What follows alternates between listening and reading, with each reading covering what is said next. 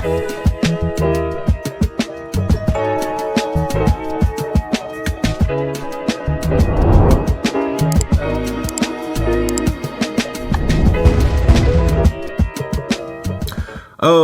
hey everybody, welcome to another episode of On the Wrist from Off the Cuff. I have a really cool review for you guys from the brand Milifortic. Now, Milli for military and Fortic for fortitude. This is an enthusiast-founded factory brand focused on providing high-value vintage-inspired homage watches. They are actually a sister brand to Baltony, which I've featured multiple times on the channel in the past. So when they reached out to me, I definitely was very curious because I thought, hey, they had a similar aesthetic, and if they had a similar build quality and similar price point, then it was definitely something that I would be interested to feature here on the channel. Now, the type of watch, this is a dress watch. Some key characteristics and design language. When you're looking for something within this category, of course, you want to find something that's relatively clean and minimal in design in a modestly sized package. This is their jumping hour vintage automatic R077 in the salmon dial coloration. And it's an homage to vintage jumping hour watches, but with more of a robust modern build, and you can get these for just $110 direct, which I think is pretty wild. So big thank you to Milifortic for reaching out and supplying this unit for review. So with all that said, let's go ahead, zoom the camera out, get this piece in hand, and take a closer look. Okay guys, now dress watches are definitely making a comeback, especially ones that can be worn more casually, as well as watches with interesting complications, and especially when they're made very affordable. So a jumping hour like this, I think, was a really smart choice. In terms of the dimensions, 38 millimeters in diameter, 11 millimeters thick, and that is including the crystal. And you guys can see very nice profile, great sweeping curves, very nice brushing like you would expect from, you know, a brand under the same umbrella as Baltony. And look at that dial finish with the vertical brushing, and then as well as that radial pattern on the inside of the sub dials. This is really cool looking. Now, for those of you that don't know what a jump hour is essentially you're going to read it where the hour is on the disc, and then you know, and this isn't the only way to do a jump hour, but this is the way that they did it. And then you have the minute track here and the seconds track down in the sub dial. So essentially, as this comes back around, oh, actually, hey, screw down crown. One thing to note, very cool. So this does have 100 meters of water resistance, and you're going to feel like it's pretty darn robust. So pull that out. Unfortunately, non-hacking movement, but essentially as you come back around, boom, now it's 11, 10, 11. So those 60 seconds pass through. It just comes over and clicks to the next thing, which I find very cool. And then, you know, everybody loves a good 10-10 shot. So let's go ahead and align that up. Boom. And we're back. All right. Cool. So now, and a dressy watch with a screw down crown, you know, again, adds versatility. So now getting into some of the details here, you're getting a really nice little sapphire here. It's double domed, so it's not going to have a lot of distortion. And of course, having a bit of inner anti-reflective coating means you're going to be able to look at that beautiful salmon dial. And I mean, for me, that was the main draw to this piece. I mean, they have other pieces on their website and other models that are going to be definitely, I'd say, a little bit more mainstream in terms of the watches that they're kind of homaging. But this one just had a look that I wanted to say, like, hey, if I'm going to get to know this watch brand, like, let's start with something that's very interesting. So yeah, I like that screw down crown. Then the movement inside, although you can't see it, it does have a screwed in case back, which is great for water resistance. Inside is going to be the automatic Seagull ST17T. Again, non-hacking, but it does have a 40-hour power reserve and beats at 3 hertz, which is definitely good enough, especially for something with a small seconds there. You can see it would be even less evident of a slower beat rate, you know, the smaller you get, obviously. So yeah, 26,600 vibrations per hour, more than sufficient. And honestly, some of the more expensive watches that you guys are really big fans of actually have lower beat rates too, for the smaller seconds, you know, sweeping seconds. So That's not an issue. I would have preferred hacking. I always do, but I also get that this watch, its main attraction isn't for ultimate time hacks and timekeeping. This is definitely more of something that's going to be interesting and visually appealing, for a lot of folks. So the case back, screw down, like I mentioned, solid, which is nice. And on the backside, you can notice that this does have, very nice straps there. Look at that. And I will say, very impressed with how supple these are just right out of the box. Like, they have a nice touch to them, right? And then you can see nice little vintage accents there. But let's get into the dial before we dive in there. So you're getting this vertically brushed salmon dial with the printed index, which works great. You're getting that jump hour window just under the 12 o'clock. And then you're getting a polished minute hand there at the center. And then below, you're going to have a nice blued seconds hand. So nice little bit of color play. Things have been compartmentalized, but it's, it's less sporadic and jarring because everything is kind of in line, right, with the center of the dial. So I think that will appeal to a lot of folks. Of course, asymmetry is very cool and well known within these types of spaces, but I like that they kind of committed to something that just generally will look quite balanced. Now, you do have 100 meters of water resistance with this screw down crown. So again, I'm not that I'm going to take, most people who dive aren't going to dive more than 40 meters underwater, but hey, having that just means that if you get this thing sweaty or grimy or whatever, you don't have to worry about it. You can rinse it off. Obviously I wouldn't want to do that with the leather on there. But if you need to, you can absolutely clean this, and just as long as the crown is screwed down, you'll be good to go. You get 20 millimeter lug, so you can swap this out to something a little bit dressier if you wanted to put it on, let's say, like a crocodile or an alligator grain style of strap, which I think would look cool. I think gray, like a gray suede, right? Like not super fluffy, but like more of a refined, that would look really great here. As well as, maybe a deep blue, whether it be crocodile grain or just, like a Horween. Like, I think that would all play well, especially with that blued second sand. So I like that. 20 millimeter lugs, and it also, has some versatility built in while still being quite visually striking with that dial. The salmon color on this dial is gorgeous.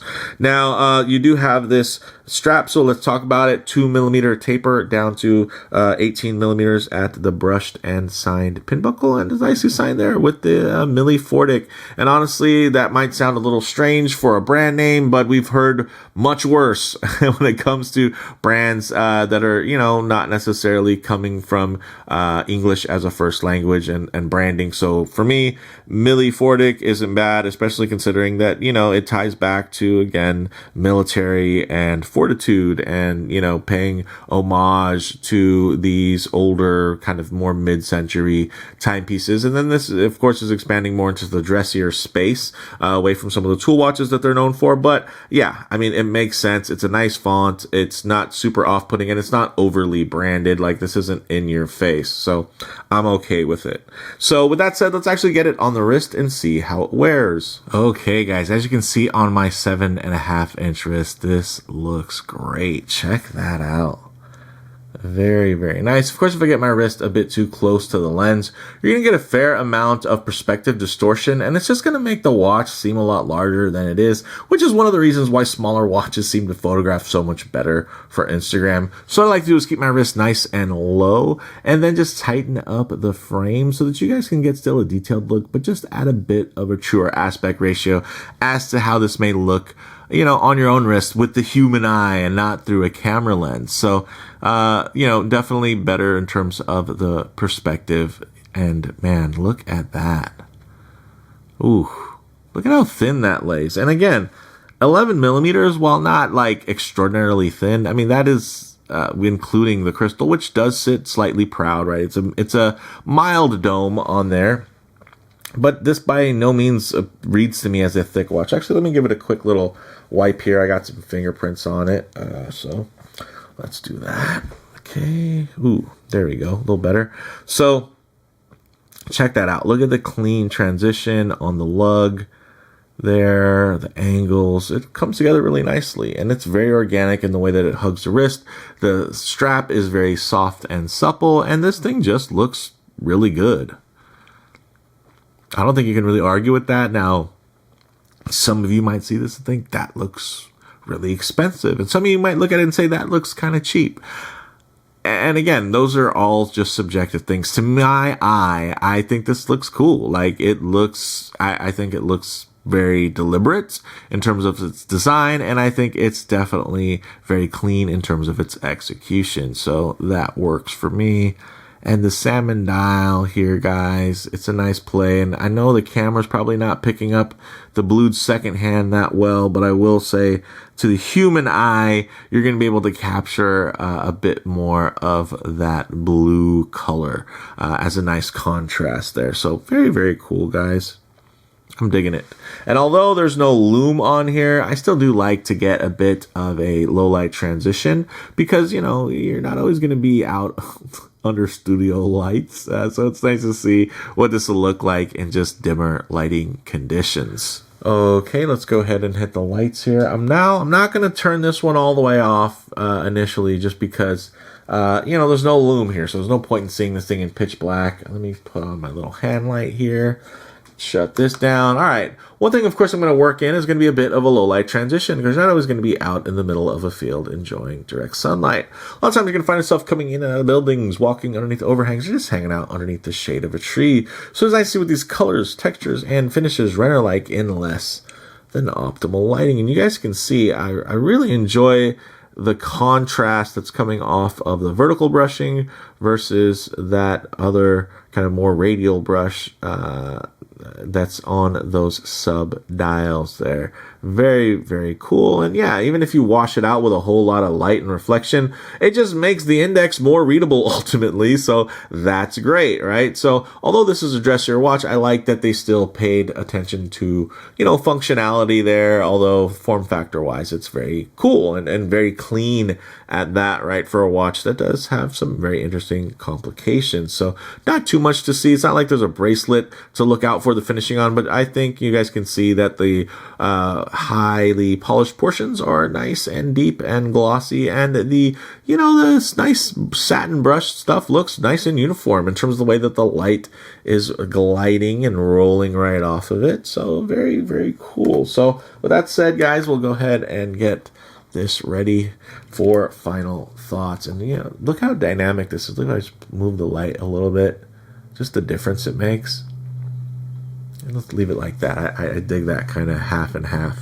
Now, for closing thoughts, guys, very classic proportions on the wrist, super clean, and really just great little details, whether they be ornate details that you kind of have to dig for and appreciate, or they're just those quite overt details like the beautiful vertically brushed dial. So I like that. I like that, you know, from afar, I think it's very sharp, and then you get close and you don't find any mistakes, really. Everything is really sharply done, very cleanly applied, and it's just, you know, they just did a great job. Now, it's not some crazy luxury level bargain or something like that. You know, at the end of the day, this is a very affordable watch at just over $100. But I will say there are much cheaper feeling watches that do cost more than this. And there's some super extremely cheap ones that definitely cost less, but also feel much less. So yeah. The fact is they probably didn't have to make it this nice for $110. You probably would have forgiven if it had splotchy, you know, issues on the dial, or, you know, not nicest finishing, or, you know, skipped the screw down crown. All these, like, you probably would have been fine with, but I like that they did a little bit more than they needed to do, and at a really competitive price point. So in terms of comparable models, guys, actually, wait, I didn't mention the model variations. This is also available in a glossy cream dial option with a red minute numeral index. So that's going to be definitely more on kind of the casual side, where this is feeling a bit dressier. But in terms of comparable models, guys, like I mentioned, everyday dress watches are absolutely back in style. And this is one of the cheapest, yet not cheap looking or feeling, you know, like from what I found with my time with it, it's definitely like a solid, well-built watch, and I wouldn't expect it to cost $110. Like, I'm not saying I'd expect it to cost 10 grand, right? Like it's, we're not taking it that far, but this doesn't feel like a $100 watch. It definitely could, you know, with the right branding, the right movement, you know, XX and X, like this could be sold for a lot more expensive considering, you know, what you're just looking at in terms of objective fit and finish and overall execution. So yeah, I think there's a lot of value there.